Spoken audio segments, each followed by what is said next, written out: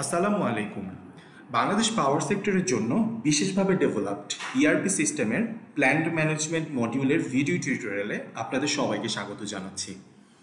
যারা maintenance, operation এবং plant সম্পর্কিত কার্যক্রমকে আরও স্মার্ট, অর্গানাইজড ও ডিজিটাল করতে চান, এই টিউটোরিয়ালটি তাদের জন্য অত্যন্ত গুরুত্বপূর্ণ হবে। তো আজকের সেশনে আমরা শিখব কিভাবে একটি প্ল্যান কার্ড তৈরি এবং কনফিগার করতে হয়।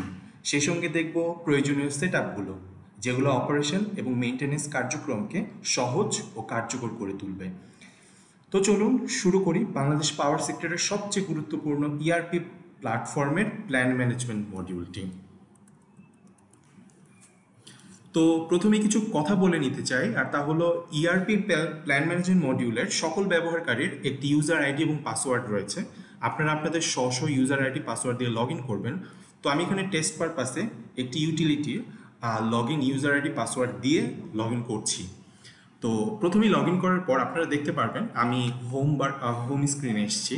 তো হোম স্ক্রিনে আপনারা দেখতে পাচ্ছেন যে পেন্ডিং ওয়ার্কের একটা লিস্ট রয়েছে।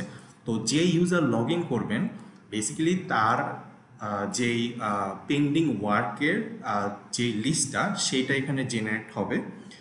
তো এখান থেকেই একজন ইউজার চাইলে এখানে যে কাউন্ট আপনি দেখতে পাচ্ছেন এই কাউন্টে ক্লিক করে সে সরাসরি ওই স্পেসিফিক প্রসেস রিলেটেড কাজে চলে যেতে পারবেন।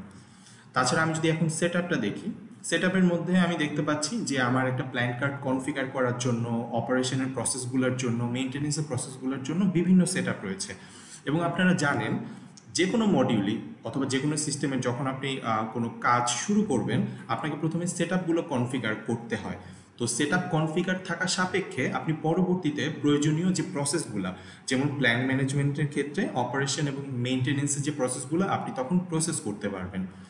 এরপরে যদি দেখি আমরা প্ল্যান কার্ডে ক্লিক করলে আমরা এখানে একটা প্ল্যান কার্ডের লিস্ট দেখতে পারবো, যেটা বেসিক্যালি আমার সেট আপটাকে কনফিগার করা হয়ে গেলে আমি আমার অর্গানাইজেশনে বা আমার ইউটিলিটিতে কোন কোন প্ল্যান্ট রয়েছে। সাপোজ আমার জেনারেশনের ক্ষেত্রে আমার কতগুলো প্ল্যান্ট বা পাওয়ার প্ল্যান্ট রয়েছে, ডিস্ট্রিবিউশন ট্রান্সমিশনের ক্ষেত্রে কতগুলো সাবস্টেশন অথবা গ্রিড সাবস্টেশন রয়েছে, তার লিস্টটা আমরা এখানে দেখতে পারবো। অবশ্যই সেটা আমার কনফিগার করার সাপেক্ষে, ঠিক আছে। এরপরে আমি যদি অপারেশন প্রসেসগুলো দেখাই, এখানে অপারেশনের বিভিন্ন ফিচার্স আপনারা এখানে দেখছেন, যেমন আমার ইন্সপেকশন চেকলিস্ট, তারপর আমার ডেইলি জেনারেশনের যেই ডেটাগুলো আপডেট করার যেই আমার যে ফিচার্স, সেটা আমার কোনো ট্রাবল যদি মানে আসে সেক্ষেত্রে সেটা আপডেট করার জন্য আমার ট্রাবলের যে ফর্মটা, shift duty roster, shift duty register, process value monitoring, periodic energy, trip shutdown এবং সবার শেষে ক্যালিব্রেশন ট্র্যাকিং, এটা আমরা অপারেশন প্রসেসের থ্রুতে করতে পারছি।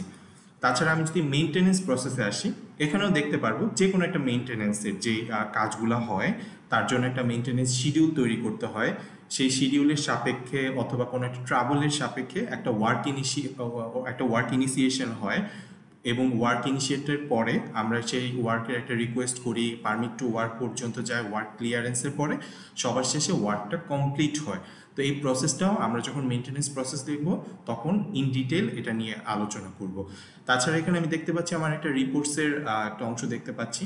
তো এখানে আপনারা দেখেন রিপোর্টের মধ্যে আমার বেশ কিছু রিপোর্ট রয়েছে। এই রিপোর্টগুলো আমরা চাইলে এখান থেকে জেনারেট করতে পারি, অবশ্যই সেটা সিস্টেমে ডেটা থাকার সাপেক্ষে। এবং সবশেষে হচ্ছে আমার অ্যাপ্রুভাল এন্ট্রিজ। এখানে বেসিক্যালি প্রসেস রিলেটেড যেই অ্যাপ্রুভাল ওয়ার্কফ্লোতে আপনি কোনো কিছু অ্যাপ্রুভ করবেন বা ওয়ার্কফ্লোতে আপনাকে কনফিগার করা আছে, আপনার ইউজার এটা কনফিগার করা আছে, সেই এমপ্লয়িরাই বেসিক্যালি আমার অ্যাপ্রুভাল এন্ট্রিজে এসে ট্রাভেল, শিফট ডিউটি রোস্টার এবং মেইনটেনেন্সের যে অ্যাপ্রুভাল ওয়ার্কফ্লোগুলো আছে সেই অনুযায়ী তারা কোনো একটা স্পেসিফিক এন্ট্রি অ্যাপ্রুভ করতে পারবেন অথবা রিজেক্ট করতে পারবেন, যেটা আমরা পরবর্তীতে বিস্তারিত দেখব। তো এইটা ছিল হচ্ছে একটা জেনারেল ওভারভিউ।